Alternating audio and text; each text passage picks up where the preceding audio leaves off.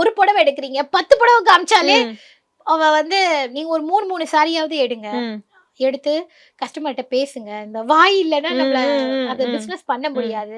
சைலண்டா இருப்பேன், புடவை விற்கணும்னா விற்காது. நீங்க தான் சொல்லணும், இந்த பொருள் இது இவ்ளோ அழகா இருக்கு, இது இவ்ளோ சூப்பரா இருக்கு, இதை இப்படி கட்டினா நல்லா இருக்கும், இதை இப்படி ஸ்டைல் பண்ணா நல்லா இருக்கும். முதல்லாம் வந்து புடவை இப்படி காமிச்சு விரிச்சு காட்டி வாங்க மேடம் சாரி பாருங்க அப்படின்னு சொல்லி விக்கலாம். இப்ப அப்படி இல்ல, எவ்வளவு டெவலப் பண்ண வேண்டியதா இருக்கு ஒரு சாரி விக்கிறதுக்கு. மெட்டீரியல் பத்தி சொல்லணும், காஸ்ட் பத்தி எக்ஸ்பிளைன் பண்ணணும். இதோட நாலேஜ் ஃபர்ஸ்ட் வளர்த்துக்கணும். நம்ம அந்த சாரியை வாங்கி விக்கிறோம்னா அதுக்கான தேவையான எல்லா நாலேஜும் வந்து வாங்கி வளர்த்தாதான் அந்த பிசினஸை பண்ண முடியும். ஸோ சஸ்டெயின் ப்ராடக்ட் நாலேஜ், அதை விற்கிறது, இதெல்லாம் கண்டினியூஸா என்ன நடந்தாலும் நம்ம பிள்ளைய விட்டுறக்கூடாதுன்னு நினைச்சா அது நம்மளை காப்பாற்றும். இப்போ கரண்டா வந்து எங்க பார்த்தாலும் வந்து பொட்டிக் பிசினஸ் பண்றாங்க. எல்லாரும் வந்து அதை ஒரு ஈஸின்னு நினைச்சிட்டு பண்றாங்க. விமன் எடுத்தாலும் என்னப்பா சாரி பிசினஸ் பண்ணலாம், இல்ல ஹேர் ஆயில் பிசினஸ் பண்ணலாம், இந்த மாதிரி பண்றாங்க.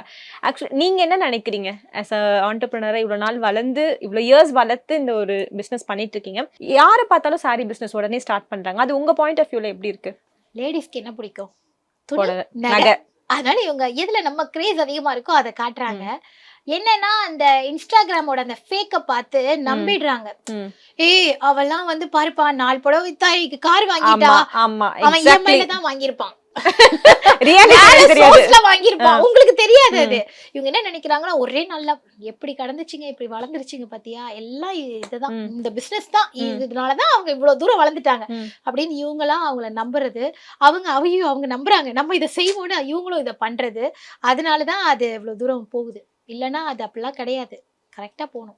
இன்னொன்னு இப்ப வந்து நம்ம ஒரு பிசினஸ் பண்றோம், ஒரு பொட்டிக்கே வச்சிருக்கோம் அப்படின்னா அதுக்கு வந்து எந்த அளவுக்கு நம்ம ரொம்ப கரண்ட் ட்ரெண்ட்ல இருக்க வேண்டியது அவசியமா இருக்கு? செலிபிரிட்டியை பார்த்து தான் முதல்ல எல்லாரும் இன்ஸ்பயர் ஆவாங்க. ஜோதிகா சாரி வந்தப்ப ஜோதிகா நம்ம ஜோதிகா இல்ல, ஆனா நம்ம என்ன நினைக்கிறோம், ஜோதிகா சாரி கட்டினா நானும் அழகா இருப்பேன். இப்ப ராஷ்மிகாவோட சாரி பார்த்தா ராஷ்மிகா மாதிரி நான் சமந்தா ரெட் சொன்னா யாரா இருந்தாலும் வாங்கிடுவாங்க. அதுக்கு முன்னாடி தனுஷ் ஒரு படத்துல சார் ரெட்ல தான் அழகா இருப்பா, அப்ப அது பிடிக்கல, அதுக்கப்புறம் சமந்தா ரெட். சோ செலிபிரிட்டியை பார்த்து அவளும் ஒரு பெண் தானேன்ற மாதிரி அது மாதிரி போட்டா நம்மளும் அழகா இருக்கும். ஸோ அப்டேட் ட்ரெண்டிங்ல இப்ப என்ன போயிட்டு இருக்கு, business is not easy to be frank. நீங்க அதுல சஸ்டெயின் பண்ணணும் அப்படின்னா என்னென்ன இப்போ கரண்ட்ல இருக்கு, என்ன கொடுத்தா கஸ்டமர் வாங்குவாங்க, என்ன வித்தியாசமா நம்ம கொடுக்குறோம், எல்லாரும் கொடுக்குறாங்க நானும் கொடுக்குறேன், அந்த பிசினஸ் நமக்கு ரொம்ப நாள் வராது. உண்மையை சொல்லணும்னா இப்போ சூரத்துல ஒரு சாரி வருதா, அந்த சாரி கொஞ்ச நாள்ல பாத்தீங்கன்னா J J J J J J எல்லா இடத்துலயும் இருக்கும். அப்படி ஒரு விஷயத்த நாமளும் வித்தா நம்ம தனியாவே தெரிய மாட்டோம். சம்திங் யூனிக்கு கொஞ்சம் டைம் எடுக்கும். உண்மையை சொல்லணும்னா உடனே பணம் சம்பாதிச்சு உடனே வீடு வாங்கி உடனே பங்களா வாங்கி படம் மாதிரி ஆகாது. ஸோ நம்ம யூனிக்கா பண்ணாதான் கஸ்டமர் வந்து அதை வாங்குவாங்க. அதுக்கு கொஞ்சம் டைம் எடுக்கும், உடனே வராது. அப்படி வந்து அது ஃபேக்கு.